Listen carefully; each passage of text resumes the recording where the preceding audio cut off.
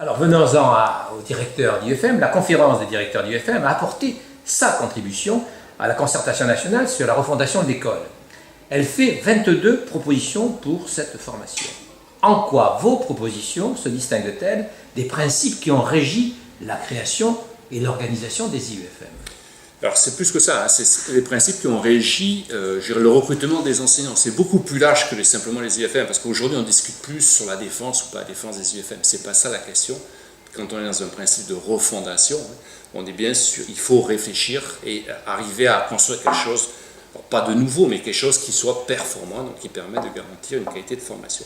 Le principe premier qui a fondé notre réflexion, c'est de dire, ne rentrons plus par le concours. Ce n'est pas le concours qui est fondateur, ce n'est pas le concours qui est la référence, c'est la formation. Donc, on a construit toutes nos 22 propositions autour de ce principe-là.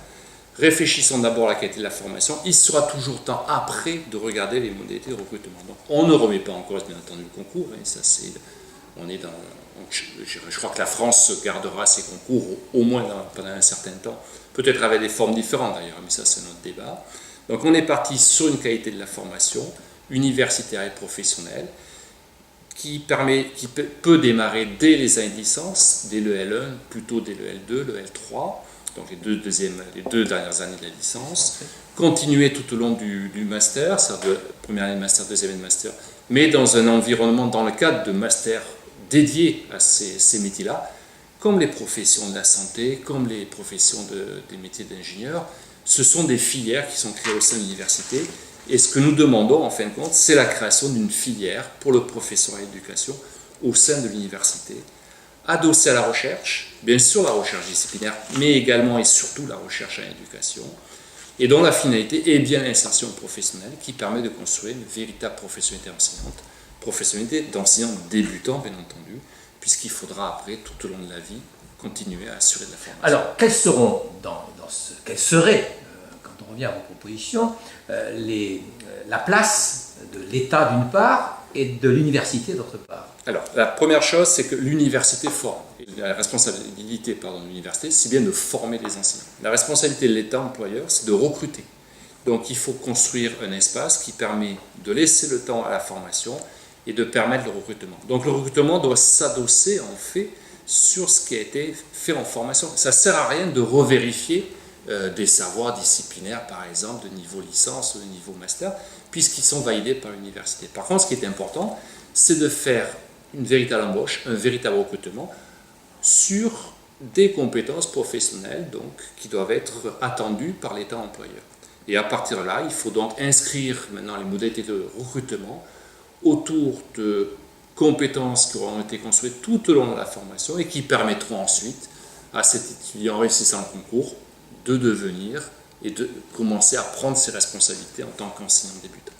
Philippe Saltel, professeur d'université à Grenoble, insiste sur le niveau scientifique indiscutable que doivent avoir ces enseignants. Et il insiste, master, oui, licence, c'est insuffisant. Oui, moi je partage le fait, ma condition que ce ne soit pas des masters, on va dire, disciplinaires. Oui. On ne cherche pas à avoir des masters recherche, ce n'est pas ça l'objectif. L'objectif, c'est bien de former des professionnels de l'enseignement.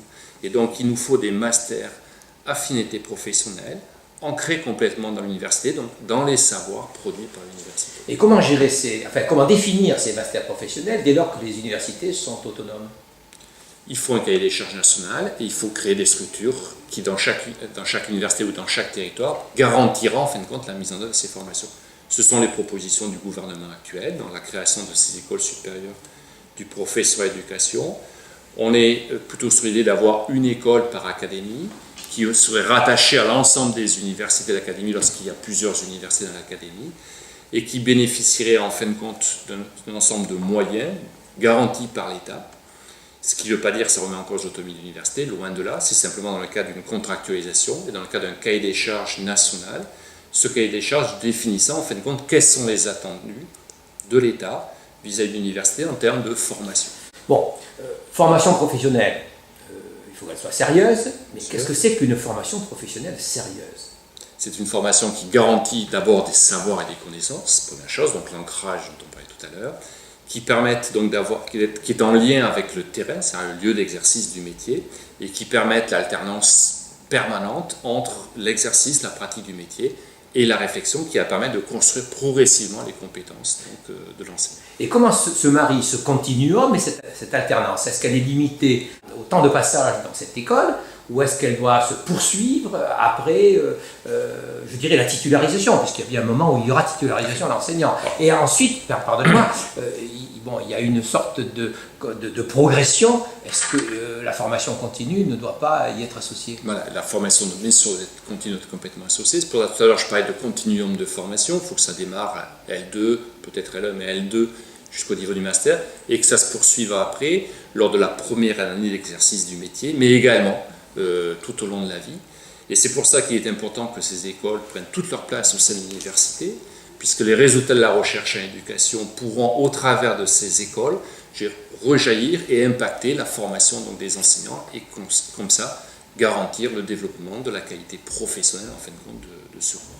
Bon, aujourd'hui, tout le monde s'accorde, vous l'avez dit également, les enseignants français sont parmi les enseignants d'Europe les moins bien payés. Ceux qui ont les rémunérations les plus basses, ce d'autant plus que le niveau d'exigence du master est relativement généralisé en Europe.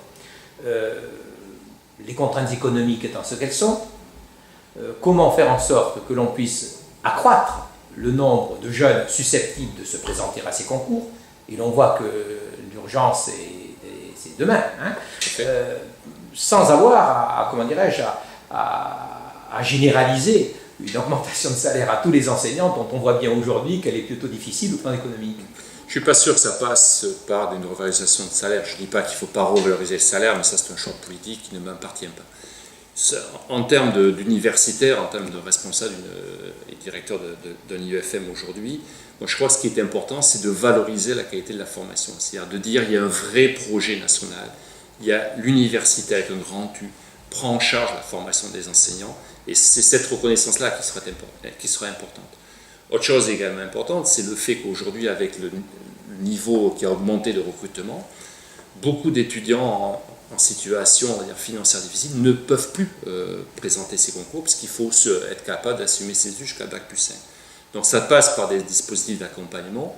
Les emplois aidés professeurs en sont qu'un des éléments. Je crois qu'il faut aller plus loin. On a demandé au gouvernement à ce que ça aille plus loin. On a demandé à ce que dans le cadre des masters, on puisse par exemple mettre des masters sous forme de contrat d'apprentissage, donc ce qui permettrait d'assurer une rémunération dès le niveau M1, pendant la première année M1 et M2. En contrepartie, les étudiants pourraient donc exercer, non pas forcément en responsabilité dans une classe, mais pourraient par exemple faire du soutien aux devoirs, pourraient faire de l'accompagnement de certains élèves en difficulté. Donc en fin de compte, avoir un rôle au sein des écoles et à ce moment-là, améliorer globalement la qualité du système scolaire.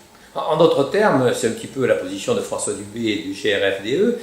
On pourrait peut-être envisager qu'en M1 et en M2, on ait une sorte de retour à ce qui existait autrefois, les IPES, avoir des professeurs stagiaires. Est-ce que ça peut être envisagé? Oui, alors on en a beaucoup parlé, effectivement. On pensait à un modèle des IPES, pas les IPES, mais en fait cette idée qu'en fin de compte, la formation... Il y a un engagement de l'État et de la personne. Et de la personne, voilà. Alors, pas sous forme de fonctionnaire stagiaire, je crois qu'aujourd'hui, alors c'est vrai que les positions diffèrent, je vous ai parlé de contrat d'apprentissage volontairement, parce qu'on ne peut pas garantir, ou alors il faudrait recruter très tôt, c'est-à-dire et ça c'était le modèle des IPES, c'est-à-dire qu'il faudrait placer une sorte de concours de recrutement très très tôt, pourquoi pas en L2, comme ça se faisait à l'époque, et à ce moment-là, le financement, et contre le financement des 3, 4 ou 5 années d'études, il y aurait par exemple un engagement derrière. Moi je crois qu'on est... Peut-être que les choses ont un peu évolué aujourd'hui. Je crois qu'il faut permettre aux gens qui sont en difficulté, aux élèves en difficulté, par le biais d'un centre de bourse allocation, de poursuivre leurs études. Et au niveau du master, faire de véritables masters professionnels. Je vous parlais tout à l'heure de la santé. Il y a l'internat qui est un bel exemple, qui est en fin de compte où les étudiants continuent à faire leurs études et en même temps commencent à exercer progressivement le métier. Je crois que si le pays a une véritable ambition pour la formation des enseignants, il faut qu'il crée une filière de ce type-là au sein de l'université et appuyer sur les écoles, les collèges et les lycées. Bon, Educavox, pour qui nous réalisons cette interview, a un regard très particulier sur la place du numérique. Et nous sommes persuadés que le numérique est une des contraintes majeures du fonctionnement de la classe et de l'école. Et c'est également un levier pour la réussite d'un plus grand nombre d'élèves. Le ministère de l'innovation numérique pense également que c'est un levier pour le développement économique. Comment le numérique doit-il intégrer, selon vous, les contenus, les méthodes de formation? D'abord, quel est le paysage aujourd'hui? Le numérique à l'UFM, c'est quoi aujourd'hui? Alors, le numérique à l'UFM aujourd'hui, c'est l'UFM, si je prends l'UFM d'Aquitaine, oui, c'est un établissement qui a été établissement expérimentateur de la mise en place du C2I, du certificat Internet et informatique. C'est un nom un peu barbare, niveau 2 pour les enseignants, c'est-à-dire qui permettait en fin de compte de certifier l'ensemble des enseignants. Donc aujourd'hui, tout enseignant qui sort des UFM, qui réussit le concours, a ce certificat. Nous travaillons également avec nos autres partenaires universitaires au niveau de la région Aquitaine. Donc ça, je dirais, c'est le minimum aujourd'hui, c'est-à-dire on fait un étudiant qui réussit le concours et qui rentre aujourd'hui à l'éducation nationale, a eu une réflexion et une première pratique de la mise en œuvre de cette technologie-là au sein de sa classe. Ce n'est pas la maîtrise technique, hein, c'est bien dans le cas des pratiques professionnelles. Mais ça ne suffit pas. Je crois qu'il faut aller plus loin là-dessus. C'est-à-dire qu'il faut réfléchir il faut construire une véritable approche scientifique de ces enseignements. Il ne suffit pas de mettre un tableau blanc interactif, par exemple, ou une tablette dans une classe. Et d'apprendre à l'utiliser. Et d'apprendre à l'utiliser pour que ça marche. Tout à fait. Et donc, il faut s'interroger sur quel est l'intérêt, quelles sont les limites, qu'est-ce que ça apporte pédagogiquement, en quoi ça facilite l'acquisition de savoir et autres. Et là, je crois qu'il faut véritablement construire une réflexion scientifique autour de la didactique des savoirs numériques. C'est-à-dire comment utiliser ces outils-là, ces savoirs-là dans le cadre des pratiques professionnelles. Alors, l'UFM d'Aquitaine, nous avons, un département qu'on appelle département e-ressources, on a mis des moyens, on essaie d'avoir de plus en plus des formations à distance. Je vous ai parlé tout à l'heure des disciplines techniques et professionnelles, qui sont des gens qui souvent continuent à exercer. Nous devons faire le lien avec les différents sites de formation, les lieux d'exercice, les lieux de formation.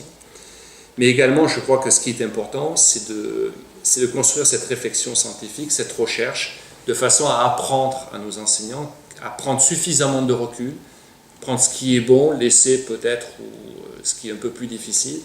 Et ce n'est pas un gadget, ce n'est pas un jouet, c'est vraiment des outils, des méthodologies qui permettent de faciliter l'acquisition d'ensemble de savoir. Alors, bon, l'université, de ce point de vue, n'a pas encore une très grande pratique.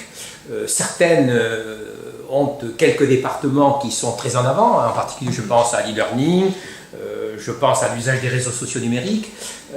Est-ce que le fait que l'université sera en charge de la formation des enseignants, est-ce qu'il n'y a pas un petit problème à ce niveau-là et comment faudrait-il le régler? Alors, c'est des choses qui sont en train de monter en puissance. C'est le problème de l'université, puisqu'il y a un C2I niveau 1, par exemple, pour tous les étudiants de licence, c'est le volume. C'est-à-dire qu'en fin de compte, ce sont des coûts très très importants et c'est très difficile à mettre en œuvre.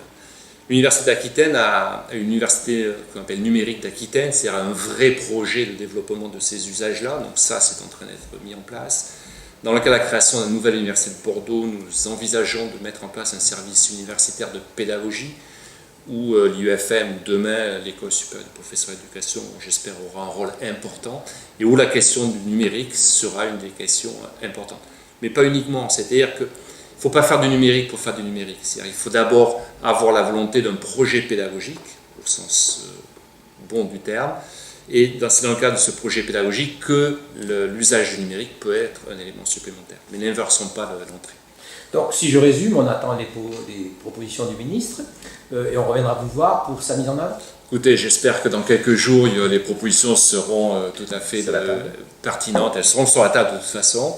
Elles seront pertinentes. Nous continuons à agir pour vraiment défendre la création d'une véritable filière universitaire et professionnelle au sein de l'université pour que demain, la France puisse avoir les enseignants qu'elle mérite. Et c'est surtout pour nos enfants auxquels il faut penser.